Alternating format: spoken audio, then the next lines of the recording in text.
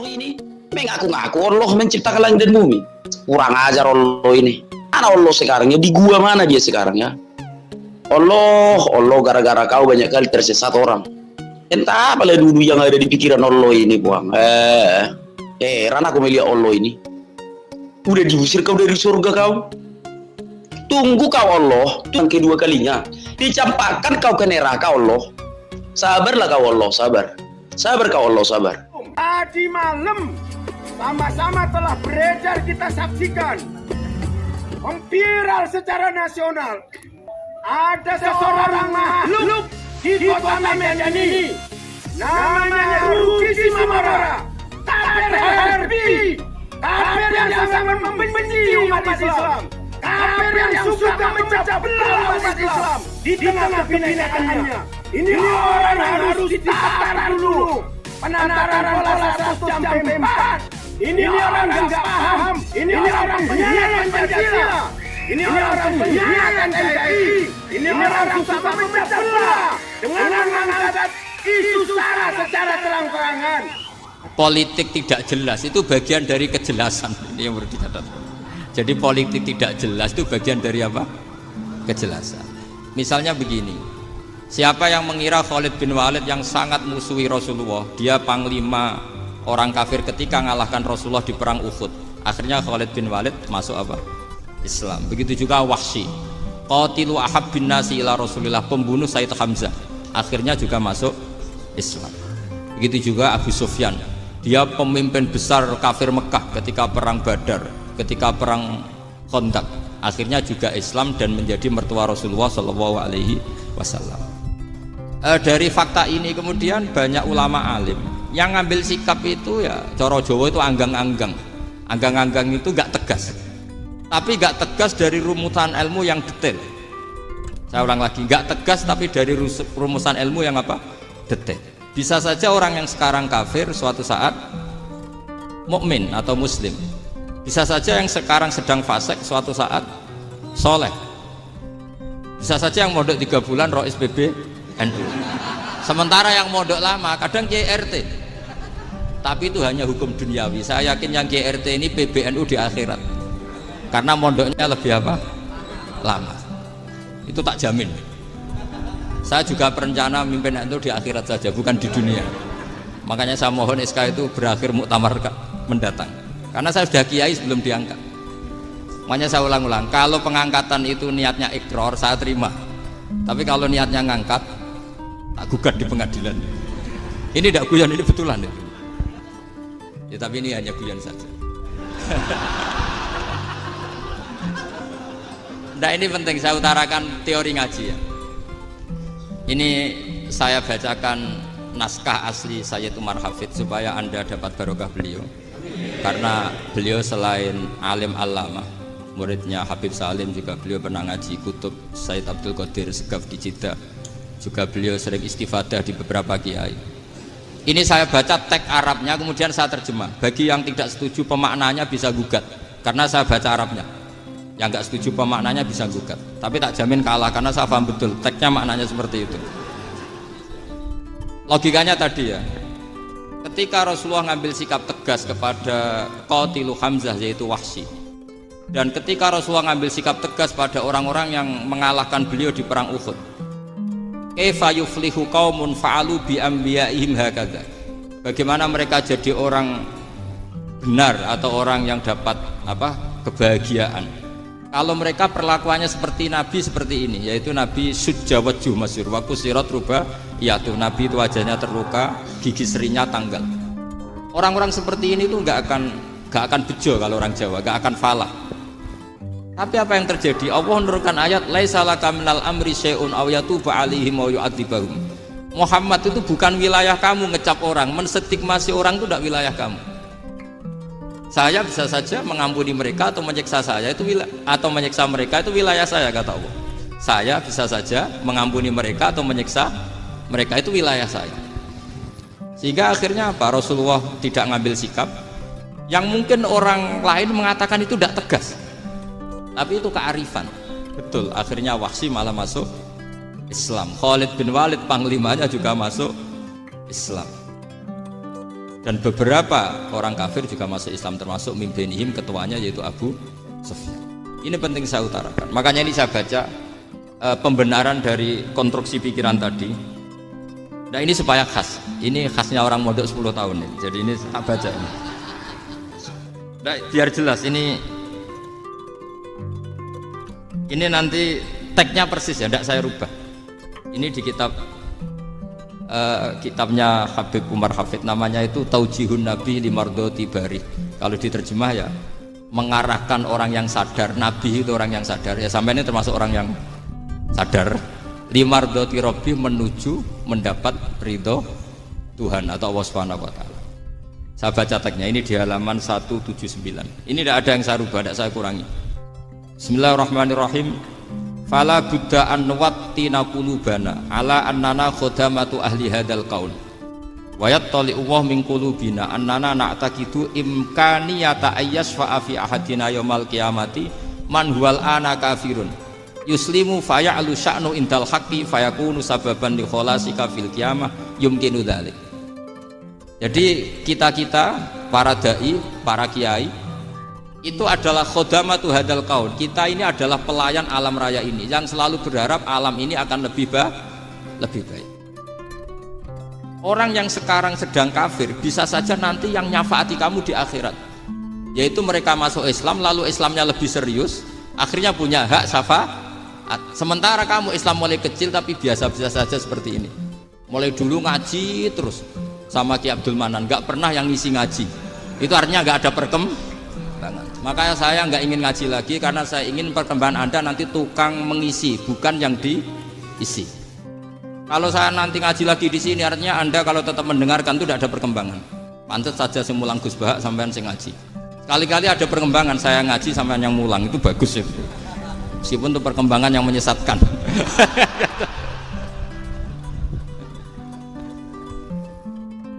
Ini penting saya utarakan. Ini dawuhnya Said Umar ya. Orang yang sekarang sedang kafir bisa saja orang ini nanti nyafaati kamu, yaitu beliau orang ini Islam, kemudian Islamnya serius, maka punya hak syafaat. Sementara kamu Islamnya biasa-biasa saja. Itu masyhur kayak Sayyidina Umar. Sayyidina Umar Islam di hari itu langsung makomnya makom yang a'la, sehingga mengalahkan yang sudah Islam lebih lama. Karena Islamnya Umar itu menjadi izzatul Islam betul.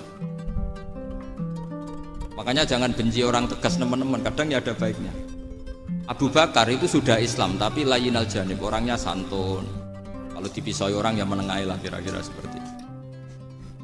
Begitu juga Bilal, Ammar, Suhaib. Singkat cerita, Rasulullah itu sering dibully ya, sering disiksa orang-orang kafir. Rasulullah berharap, wah kalau yang Islam gini terus repot. Melihat Umar ini petarung di pasar Uqad, dia dapat uang itu kalau tarung, menangan. Kata Rasulullah, kalau ini yang Islam ya bagus. Dia berdoa, Allahumma aizal Islam bi Umar. Itu kira-kira 2 hari dari doa beliau, Umar masuk Islam. Itu pertama masuk Islam itu orang-orang kafir diparani. Kalau kamu ganggu Rasulullah Muhammad tak bunuh. Semenjak itu orang kafir yang gentenan sembunyi. Sehingga kata para mereka yang Islam selalu jaya mut aslama Umar, ketika Umar masuk Islam. Itu dalam 1 hari Islam itu Rasulullah sudah ngendikan Umar yang Islam sehari ini imannya kalau ditimbang separuh ahli dunia masih unggul sama Islamnya Umar. Nah bisa saja seperti itu. Jadi saya minta sama teman-teman yang mencintai ilmu, tidak tegas itu bagian dari ketegasan dalam ilmiah. Karena kita ini tidak mengendalikan dunia, tidak mengendalikan hidayat, hanya Allah piyambak yang ngasih hidayat. Maka sikap kita laisalaka minal amri syai'un aw yatuba alaihim aw yu'adzibahum. Rasulullah yang ahabbul khalqi ilallah saja tidak boleh tegas karena semuanya potensi itu ada. Cuma kita tegas dalam kebenaran saja, tapi nggak perlu tegas dalam mengawal kebenaran. Kenapa demikian? Karena Islam ini agama yang akan dijaga Allah ila yaumil. Yang jaga Islam bukan PBNU, bukan PP Muhammadiyah, bukan kiai. Yang menjaga Islam namun Allah Subhanahu wa taala. Makanya Sayyidina Umar itu kalau disuruh mikir Islam itu nggak mau betul. Masyhur itu dalam tarikh. Umar mimpin itu sukses, banyak futuhat. Singkat cerita akhirnya orang tuh kelangenan, wah kalau Umar meninggal kayak apa? Sehingga Abdullah bin Umar setiap jalan-jalan tuh dibully. Kalau sekarang dibully, ya Abdullah bin Umar, bapak kamu itu gimana? Sudah sepuh mau meninggal kok tidak suksesi. Kalau saja ada orang penggembala kemudian meninggalkan kambingnya di hutan, kamu anggap orang yang mudoyik enggak, menyia-nyiakan kambing itu enggak? Ya iya, kata Abdullah bin Umar. Apalagi amru hadil umat ini mau ditinggal gelanggang, nanti suatu saat Umar meninggal. Mbok ya suksesi supaya jelas. Logika itu diaturkan ke Umar radhiyallahu anhu, ke Sayyidina Umar. Pertama Umar agak tertarik dengan logika itu. Lama-lama beliau marah. Tidak jadi. Saya tetap tidak akan istikhlaf, tidak akan suksesi. Dan saya tidak akan mikir Islam, katanya. Islam akan diurus oleh Allah Subhanahu. Terus beliau ngendikan, Islam ini jalan ketika ditinggal Abu Bakar. Bahkan ketika ditinggal ahabbul khalqi ilallah, akramul khalqi indallah, yaitu Rasulullah Muhammad sallallahu alaihi wasallam. Coba Islam dulu dipimpin Abdul Qadir ketua wali, dipimpin Wali Songo, dipimpin orang top-top. Sekarang dipimpin mondok 3 bulan jalan. Karena Islam yang ngatur Allah Subhanahu wa taala. Jadi ini penting. Loh coba ustadz tuh banyak yang nggak bisa ngaji loh. Tapi ya laku ya nggak masalah. Loh saya kemarin di Korea seminggu. Itu TKI jadi khotib, ada yang jadi mufti, ada yang jadi suriah. Itu ada yang di sana jadi suriah, pulang ke kampung angon kambing lagi. Loh itu teman saya kenal. Iya suriah Korea tapi. Artinya gini, bahkan masjid semua yang di Korea itu didirikan oleh TKI dan TKW. Mereka digerakkan Allah untuk mikir agama, karena agama ini milik Allah. TKI saja mikir. Makanya ini penting, yo dakwah tapi tauhidnya sing kenceng. Jangan dakwah kenceng tauhidnya kendor. Itu bahaya betul. Saya ulang lagi ya, ini dawuh Habib Umar. Jadi kata beliau, fala budda an wattina qulubana. Kita harus yakin seyakin-yakinnya bahwa semua kemungkinan itu mungkin. Makanya masyhur dalam tarikh ketika kafir Quraisy mau disiksa oleh para malaikat karena mereka sering menyakiti Nabi, kata Nabi gimana? Jangan. Saya berharap kalau bapaknya tidak mukmin, suatu saat anaknya mukmin. Masyhur dalam tarikh. Musuh Nabi besar siapa? Walid bin Mughirah.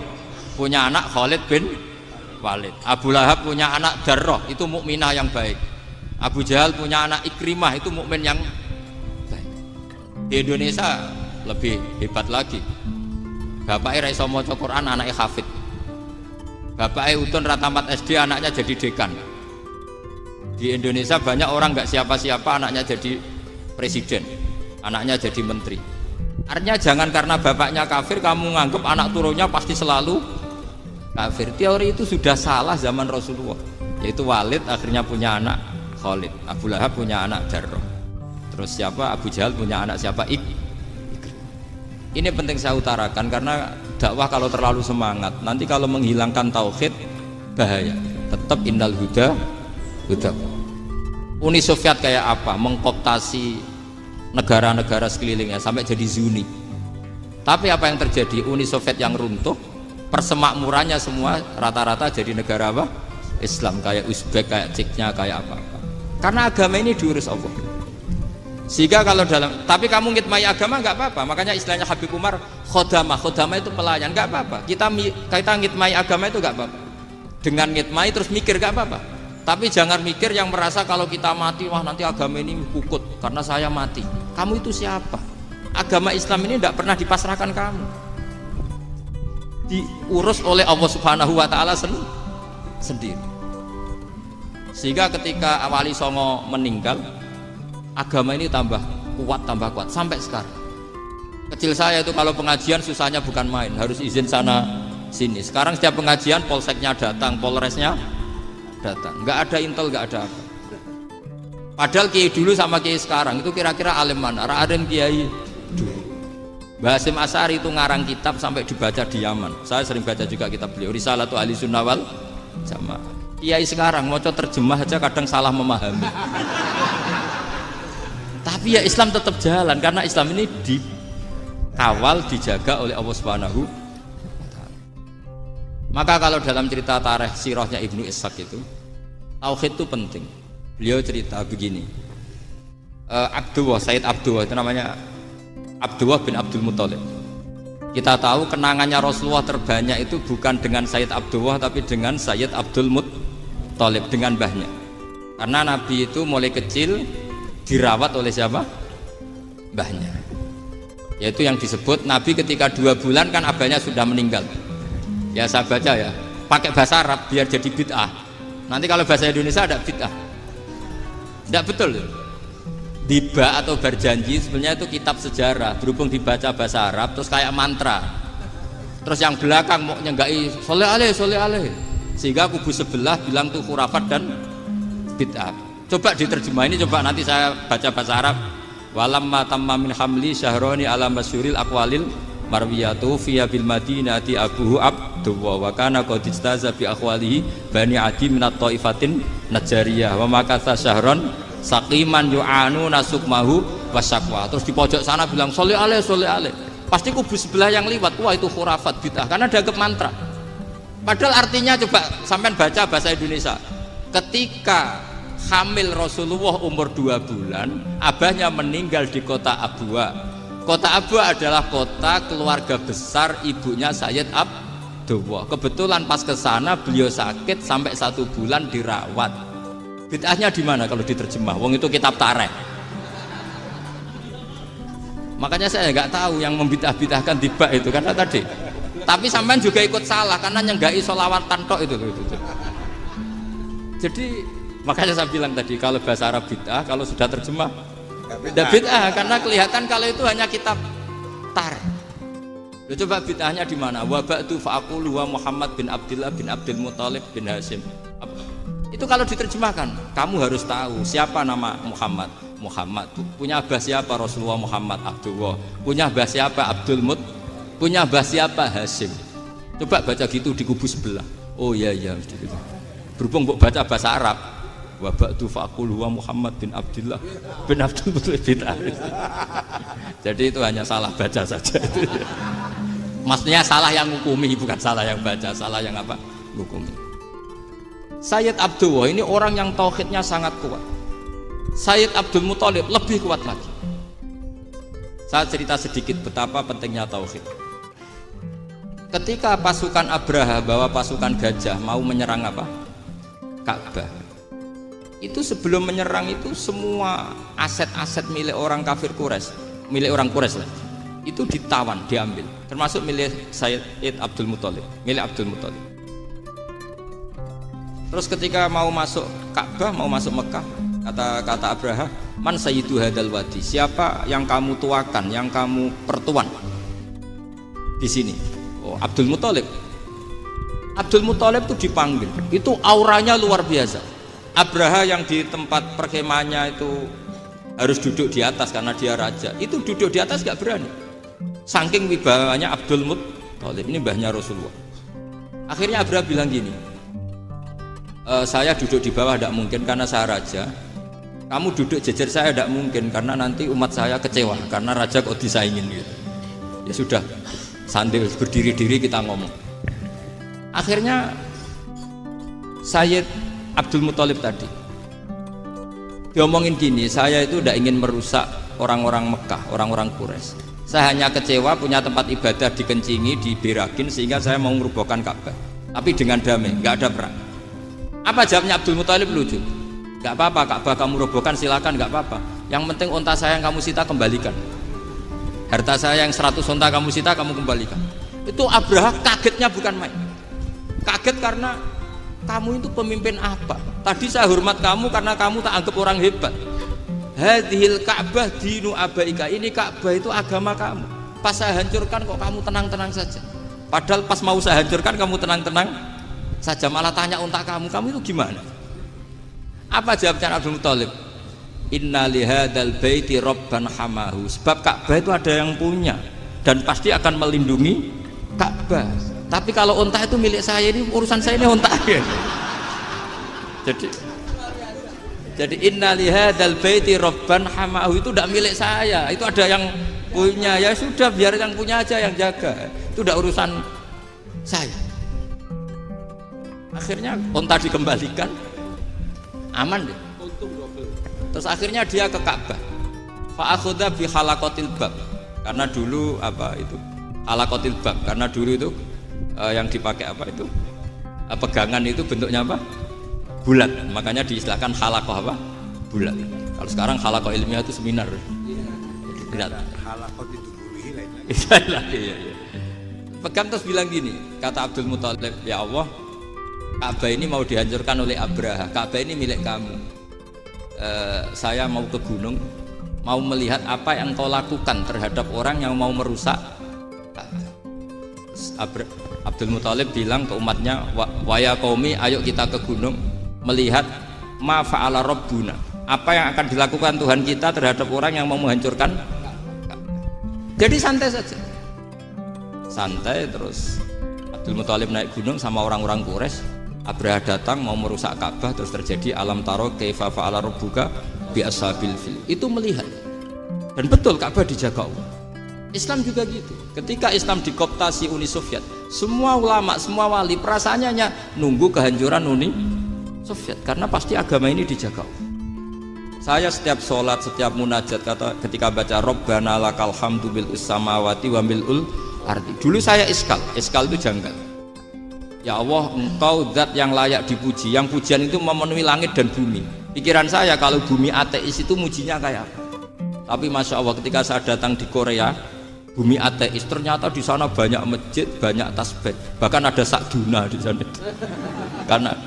Karena Allah sudah ngendikan lakal hamdu mil'us samawati wa mil'ul ardi. Dan sekarang nyata. Semua bumi ateis, bumi apa saja ada tasbihnya, ada tahmidnya. Makanya sadaqallahul adzim ketika ngendikan sanurihim ayatina fil afaq walladzi arsala rasulahu bil huda dinil haqqi liyuzhirahu 'alad dini kulli. Makanya saya mohon sekali bahwa agama ini harus kamu khidmah. Tapi enggak boleh kamu pikir. Atau dibaliklah, khidmah maka memikir. Tapi tidak usah GR bahwa agama ini diserahkan sampean. Saya juga enggak ridho. Agama kok diurus orang-orang kayak gini, kayak apa nasibnya? Jadi ini penting karena rata-rata kiai alim itu tidak jelas. Terus oleh orang-orang yang nggak pernah ngaji itu, wah ini nggak jelas, nggak tegas. Islam itu harus tegas. Maksudnya tegas itu kayak apa? Tegas itu di wilayah kita. Kalau istri kamu mau diperkosa orang itu boleh tegas, itu wilayah kamu. Tapi kalau hidayat itu wilayahnya Allah Subhanahu wa Ta'ala, kita tidak pernah tahu. Bahkan yang sudah Islam saja, nyuwun sewu, itu nggak ada jaminan mati husnul. Kita tahu dalam sejarah Sa'labah itu dapat gelar hamamatul masjid, merpatinya masjid. Tapi kita tahu akhirnya Sa'labah itu apa? Su'ul khotimah. Sampai dalam Islam selalu diajarkan ya muqallibal qulub tsabbit qalbi ala din. Jadi kalau kita sendiri saja masih ingin selalu husnul khotimah, nggak ada ruang untuk mudah menvonis orang. Makanya saya salut sekali ketika Habib Umar menulis kita semua ini mengkhidmati hadal kaun dan selalu berharap bisa saja suatu saat orang yang sedang kafir bisa saja suatu saat muslim. Nah soal kalau yang sama yang harbi menyerang kita ya tarung. Kalau artinya kalau yang merangi kita ya kita wajib perang, kalau enggak ya habis kita. Seperti kita lakukan ketika diserang Belanda. Tapi ketika mereka musta'man, dhimmi, mu'ahad, orang-orang kafir yang mau berdamai dengan kita ya kita damai. Sebagaimana yang dilakukan Rasulullah SAW ketika berdamai dengan kafir Quraisy yang dipimpin Suhail bin Amr. Masyhur itu dalam tarikh. Singkat cerita kan Sayyidina Ali ini pernah konflik sama orang Khawarij. Kata Sayyidina Ali, ya sudahlah, namanya kita musuhan, kita tidak usah ketemu, pakai mediator, kata Sayyidina Ali. Kata orang Khawarij, ini apa-apaan kok butuh mediator? Nggak ada Qur'annya, ada hadisnya. Kira-kira kalau Pak Sayyidina Ali orang Jawa, nggak ada apa nggak tahu. Walhasil Sayyidina Ali akhirnya baca ayat, wa in khiftum shiqaqa bainihima fab'atsu hakaman min ahli wa hakaman min ahliyah. Jika suami istri tengah konflik, maka yang keluarga suami kirim mediator, yang keluarga perempuan juga kirim. Terus kata Sayyidina Ali, wa amru ummati Muhammad a'dhamu min amri rajulin wa imra'atin. Kalau suami istri saja ketika konflik butuh mediator, apalagi ini kelompok besar pasti lebih butuh mediator. Akhirnya lalu mediatornya siapa? Kata Sayyidina Ali, ya siapa saja yang penting baik. ditunjuk seseorang, diprotes sama orang Khawarij, ini orang nggak kredibel. Oh, terus Sayyidina Ali marah-marah. Rasulullah itu pernah berdamai dengan orang, bahkan orang itu kafir, yaitu Sulhul Hudaybiyah. Nabi itu berdamai dengan orang yang bernama Suhail bin Amr ketika itu kafir. Makanya ini menunjukkan bahwa musolahah ma'al kufar itu boleh demi kelangsungan bernegara, berbangsa. Kamu tidak usah meragukan reputasi NU. Ketika dulu kafirnya kafir harbi zaman Belanda, ya Mbah Hasim fatwa apa? Jihad. Jadi jangan kira tidak tegas, kita tegas sekali. Justru kita yang punya masa lalu tegas. Tapi kepada siapa dan dalam konteks apa? Paham ya? Terus ini penting sekali untuk dijernihkan. Ini saya baca berikutnya nanti. Tidak supaya tahqiq, saya syukur sekali, saya tadi sekaligus minta ijazah sama Abdul Umar, dan memang saya ngaji ini lama sama teman-teman alumni Yaman, cuma belum pernah ketemu mu'alifnya. Tadi saya ketemu minta ijazah itu dan beliau senang sekali, bahkan sempat bikin tulisan di kitab saya ini. Sama tidak perlu baca, karena kalau bisa ya biasa, kalau tidak bisa malu ya sudah, tidak usah.